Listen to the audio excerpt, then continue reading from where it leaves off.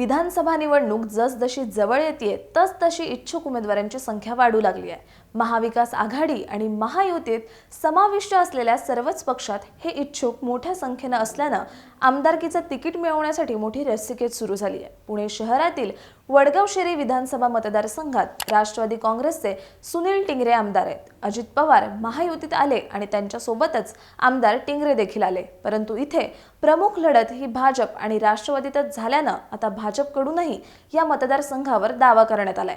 भाजपकडून 3 जणांकडून उमेदवारीची मागणी करण्यात आल्याची चर्चा आहे। विद्यमान आमदार राष्ट्रवादीचे असतानाही भाजपकडून वडगाव शेरीवर दावा करण्याचं कारण काय? भाजपकडून इच्छुक असलेले ते 3 जण कोण आहेत? टिंगरेंना पुन्हा आमदारकीचं तिकीट मिळणार का? या संदर्भात आपण या व्हिडिओच्या माध्यमातून जाणून घेणार आहोत। नमस्कार, मी Ruchita Ghosalkar for the people न्यूजमध्ये आपलं स्वागत। व्हिडिओला सुरुवात करण्यापूर्वी फॉर द पीपल न्यूजला सबस्क्राइब करा, लाईक व फॉलो जरूर करा। पुण्यातील महत्त्वाचा मतदारसंघ म्हणून वडगाव शेरी विधानसभा मतदारसंघाची गणना आहे। राष्ट्रवादी काँग्रेसचा बालेकिल्ला म्हणून या मतदारसंघाची चर्चा होती, परंतु 2014 मध्ये हा राष्ट्रवादीचा गड उद्ध्वस्त करण्यात भाजपला यश आलं। त्यावेळी सर्व पक्ष स्वतंत्र लढले होते आणि इथे तिरंगी लढत झाली। राष्ट्रवादी काँग्रेसकडून तत्कालीन आमदार बापू पठारे, शिवसेनेकडून सुनील टिंगरे आणि भाजपकडून जगदीश मुळीक यांच्यात ही लढत झाली। या तिरंगी लढतीत मुळीक 5325 मतांनी विजयी होऊन आमदार झाले। पुढे 2017च्या महापालिका निवडणुकीतही भाजपानं सर्वाधिक जागा जिंकल्या। मात्र 2019च्या विधानसभा निवडणुकीत सुनील टिंगरे पुन्हा स्वगृही आले आणि राष्ट्रवादी काँग्रेसकडून त्यांनी निवडणूक लढवली आणि त्यावेळी टिंगरे यांनी मुळीक यांचा 4956 मतांनी पराभव केला व ते आमदार झाले।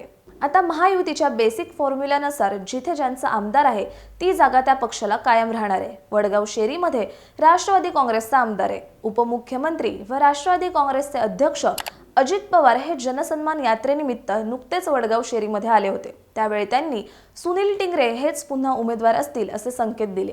त्यामुळे भाजपमध्ये अस्वस्थता वाढलेली दिसून येते। वडगाव शेरीवर भाजपनं दावा केलाय। गेल्या 2 विधानसभा निवडणुकीचा निकाल पाहता मतदारसंघात सुनील टिंगरे आणि जगदीश मुळीक या दोघांमध्येच राजकीय वर्चस्वाची लढाई सुरू असल्याचं दिसून येतं। असं असताना भाजपकडून आता आणखी 2 नेते वडगाव शेरीमधून विधानसभा निवडणूक लढवण्यास इच्छुक आहेत। यामुळे महायुतीत मोठा पेच निर्माण झाल्याचं चित्र आहे। माजी नगरसेवक अनिल टिंगरे आणि वडगाव शेरीचे माजी आमदार बापू पठारे हे देखील वडगाव शेरी मतदारसंघातून विधानसभा निवडणूक लढवण्यास इच्छुक असल्याचं बोललं जात आहे। वडगाव शेरी विधानसभा मतदारसंघातून निवडणूक लढवण्यासाठी आपण इच्छुक आहोत। महायुतीमध्ये जागा वाटपाच्या संदर्भात अद्यापपर्यंत कुठलीही बैठक झाली नसल्यामुळे कोणती जागा कोणाला सुटली याची चर्चा व्यर्थ आहे। वडगाव शेरी विधानसभा मतदारसंघामध्ये भाजपची ताकद आहे, त्यामुळे पक्षाने संधी दिल्यास निवडणूक लढणार आणि विजयी देखील होणार। तसंच आपल्या संपर्कात राष्ट्रवादी काँग्रेस शरदचंद्र पवार पक्ष आहे। भाजपकडून उमेदवारी न मिळाल्यास शरद पवार गटाकडून निवडणूक लढवू असं माजी नगरसेवक अनिल टिंगरे यांनी स्पष्टपणे सांगितलंय। वडगाव शेरीचे माजी आमदार बापू पठारे यांनी देखील विधानसभा निवडणूक लढवण्यास इच्छुक असल्याचं सांगितलंय।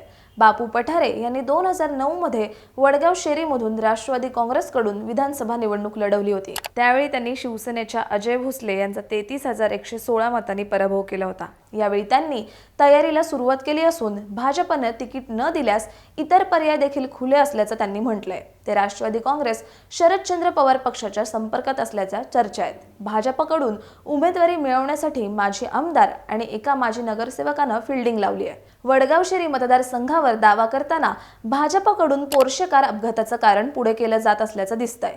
या प्रकरणात या मतदारसंघाचे विद्यमान आमदार सुनील टिंगरे यांनी आरोपींना मदत केल्याचा आरोप सुरुवातीला झाला होता, परंतु आमदार टिंगरे यांनी त्या सर्व आरोपांचं खंडन देखील केलं होतं। या अपघात प्रकरणामुळे राष्ट्रवादीला या मतदारसंघातून उमेदवारी देऊ नये म्हणून भाजपकडून फिल्डिंग लावली जाते। तसंच भाजपकडून उमेदवारी मिळाली नाही तर विरोधी पक्षाकडून लढण्याची भाजपच्या 2 इच्छुकांनी तयारी केली असल्याची चर्चा या मतदारसंघात आहे। त्यामुळे वडगाव शेरी विधानसभा मतदारसंघाचा विचार करता महायुतीत राष्ट्रवादी काँग्रेस आणि भाजप पुढे मोठा पेच निर्माण झाल्याचं दिसतं। आता हा पेच राष्ट्रवादी काँग्रेस आणि भाजप कसा सोडवणार आणि कोणाला उमेदवारी देणार हे पाहणं महत्त्वाचं ठरणार आहे। याविषयीचं तुमचं मत कमेंट करून सांगा। व्हिडिओ आवडल्यास लाईक करा आणि फॉर द पीपल न्यूजला यूट्यूब, फेसबुकवर सबस्क्राइब, लाईक व फॉलो करायला विसरू नका। धन्यवाद। भारत दुनिया का सबसे बड़ा लोकतंत्र और एनएलसी भारत देश का सबसे बड़ा गैर राजनीतिक मंच। शक्तिशाली लोकतंत्र के लिए राहुल कराट का सार्थक कदम। मुंबई में हुआ ऐतिहासिक प्रथम राष्ट्रीय विधायक सम्मेलन।